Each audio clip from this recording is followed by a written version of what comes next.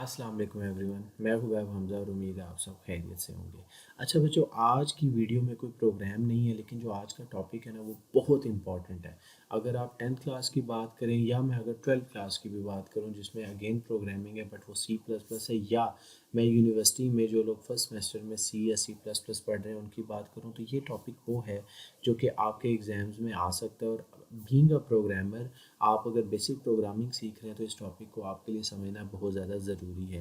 Basically इस time जो आपके सामने स्क्रीन पर आ रहा है, ये मैंने अपनी बुक की सॉफ्ट कॉपी ओपन की हुई है, जो कि मैंने इंटरनेट से, एक वेबसाइट है वहाँ से ली हुई है। इधर से ही मैं प्रोग्राम्स की नंबरिंग देखकर उनके क्वेश्चंस देख के आप लोगों को करवाता हूँ, क्योंकि मेरे पास हार्ड कॉपी में बुक मौजूद नहीं है, तो मैं इसी को फॉलो करता हूँ। तो फिर मैंने सोचा कि ये जो टेबल है या जो आज का टॉपिक है, इसको समझाने के लिए अगर मैं पूरी स्लाइड बनाऊंगा उस पर इतना टाइम लगेगा, तो मैं क्यों ना आपको डायरेक्ट बुक से समझा दूँ। तो जिन लोगों के सामने बुक है, पेज नंबर 69 है बुक का, ये देखिए ऊपर मेंशन है 69 पर। आपको ये कुछ यहाँ पर पोर्शन, एक टेबल बना हुआ नज़र आएगा। ये टेबल क्या है मैं थोड़ी देर में आपको बताता हूँ।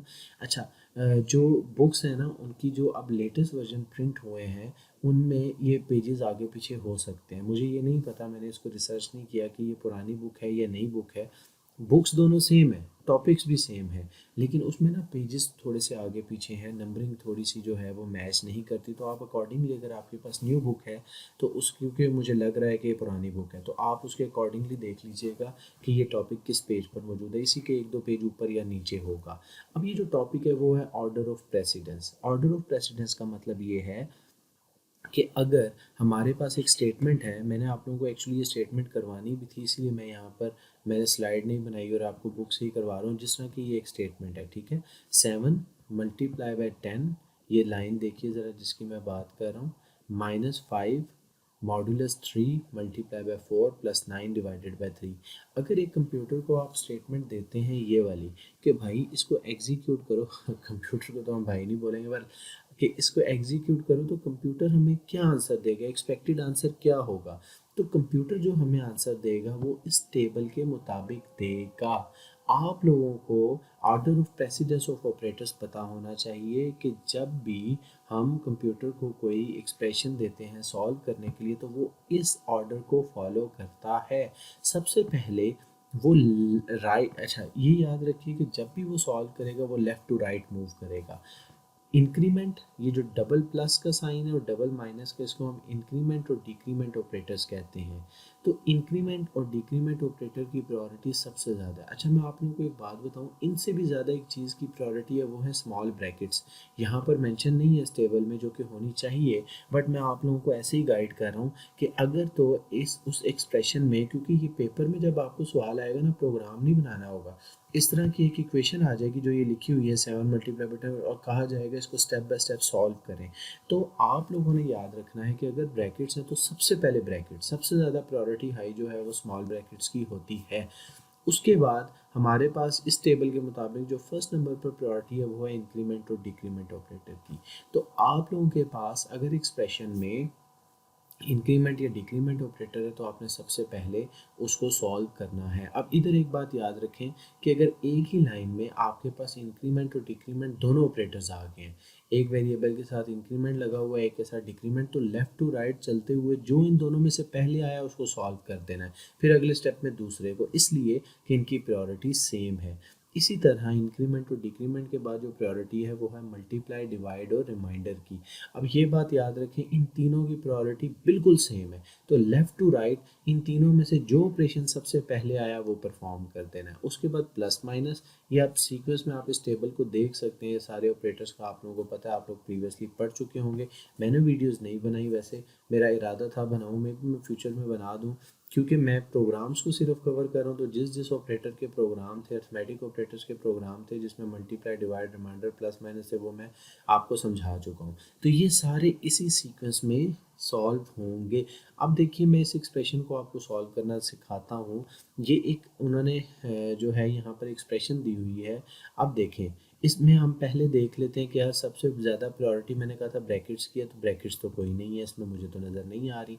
उसके बाद मैंने कहा था प्रायोरिटी है इंक्रीमेंट और डिक्रीमेंट की, तो इसमें इंक्रीमेंट और डिक्रीमेंट ऑपरेटर भी नहीं है। हाँ, इसमें जो मैक्सिमम ऑपरेटर्स यूज़ हुए हुए हैं वो पॉइंट नंबर 2 और 3 के हैं। मल्टीप्लाई, डिवाइड, रिमाइंडर और प्लस माइनस। तो इन तीनों की प्रायोरिटी सेम है। अब हम देखते हैं कि पहले ही नंबर पे मल्टीप्लाई आ गया लेफ़्ट टू राइट चलते हुए।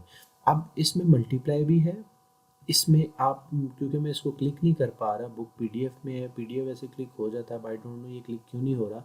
लेकिन आप मेरे कर्सर को देखते रहें कि यह कहाँ कहाँ है। पहले इसमें मल्टीप्लाई भी है, इसमें रिमाइंडर भी है, फिर इसमें मल्टीप्लाई है, फिर डिवाइड। अब इसमें 4 दफ़ा ऑपरेटर यूज़ हुए हैं जिनकी प्रायोरिटी सेम है। तो उन चारों में से जो भी पहले लेफ्ट से राइट चलते हुए आएगा हम उसे एग्जीक्यूट कर देंगे। सबसे पहले मल्टीप्लाई आ रहा है तो 7 × 10 70। अच्छा याद रखिए आपने एक स्टेप में एक ही ऑपरेशन परफॉर्म करना है, क्योंकि कंप्यूटर भी ऐसे ही करता है। वो आपको पता है ना, प्रोसेसर एक वक्त में एक ही प्रोसेस को एग्जीक्यूट करता है। 70, बाकी सारी एक्सप्रेशन उसी तरह। अब देखिए लेफ़्ट टू राइट चलते हुए पहले रिमाइंडर आ गया है। अब आपको पता है कि 70 में से 5 माइनस हम नहीं कर सकते, क्योंकि माइनस से ज़्यादा प्रायोरिटी इस रिमाइंडर, मल्टीप्लाई और डिवाइड की, तो पहले इनको ख़त्म करना है। अब 5 मॉड्यूलस 3, 5 रिमाइंडर 3, इसका क्या आंसर आएगा। अब आपको पता है कि अगर आप 5 को 3 से डिवाइड करें, 3 1 ज़ा 3, पीछे 2 बचा, तो जो ये बचता है ना रिमाइंडर, ये हमें वो रिटर्न करता है। तो यहाँ पर अगर आप देखें तो 2 आ गया, बाकी एक्सप्रेशन उसी तरह ही है। फिर लेफ़्ट टू राइट मूव करते हुए माइनस हम पहले नहीं करेंगे, मल्टीप्लाई करेंगे। 70 minus 4 into 2 8, plus 9 divided by 3। फिर 70 माइनस 8 प्लस, अब देखिए प्लस माइनस तो हम पहले नहीं करेंगे ना, मैंने आपको बताया था। अब डिवाइड होगा 3 इंटू 3, 3 3 ज़ा 9, 3 आ गया। अब हम पहले माइनस कर देंगे क्योंकि इन दोनों की प्रायोरिटी सेम है, तो लेफ़्ट टू राइट चलते हुए पहले ये आ रहा है। 70 माइनस 8 62 प्लस 3, और 62 प्लस 3 जो है वो हमारे पास आंसर आ गया 65। ये क्लिक हो रहा है, ऊपर नहीं हो रहा था, मतलब ये सिलेक्ट हो रहा है। तो इस तरीके से आप एक एक्सप्रेशन को सॉल्व करते हैं। तो उम्मीद करता हूँ आपको ये पूरी एक एक्सप्रेशन सॉल्व करना आ गई होगी। अगर मैं इसकी एक्सरसाइज भी देखूँ ना, अगर इस पीडीएफ में है, जो कि डेफिनेटली होगी, हाँ ये देखिए इसमें क्वेश्चंस हैं। तो आप लोग अगर ये वीडियोस देख रहे हैं तो मैं तो यही कहूँगा कि आप इन क्वेश्चंस को ना ज़रा सॉल्व करके नीचे कमेंट सेक्शन में मुझे इन चारों के आंसर बताइए। मुझे भी पता चले कि आप लोगों को समझ आ रहा है या नहीं। और अगर नहीं भी बताते तो कोई बात नहीं, मुझे इस चीज़ की खुशी है कि मैंने आपको जो क्वेश्चन नंबर 5 है वो समझा दिया। और अगर आप यहाँ से सीख के पेपर में कर लेते हैं तो मेरा जो मकसद है वो मकसद पूरा हो जाएगा। तो उम्मीद करता हूँ कि ये लेक्चर आप लोगों को समझ आ गया होगा। इससे रिलेटेड अगर कोई भी प्रॉब्लम होती है आप नीचे कमेंट सेक्शन में पूछ सकते हैं। इस वीडियो को लाइक करें, चैनल को सब्सक्राइब करें, वीडियो को ज़्यादा से ज़्यादा शेयर करें। Thank you for watching this video. खुदा हाफिज़।